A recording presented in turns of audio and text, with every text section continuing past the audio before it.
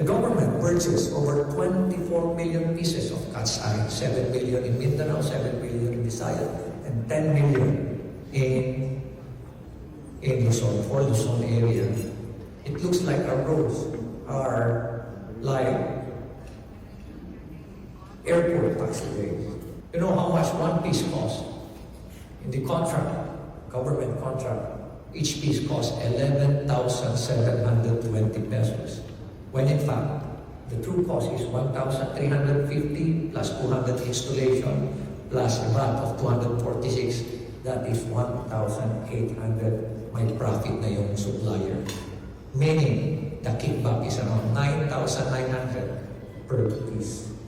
And probably one of the most politicized and manipulated programs is the Ayuda program. Tingnan niyo itong isang politiko natin, a congressman, who took over the AIX, the MAIC, tupad, pati akap, kinuha na nila. Hindi na nagsawa, pati ba naman scholarship ng CHED at TESDA, sinorobensi nila. Wala nang iniwan sa local government. Pathetic.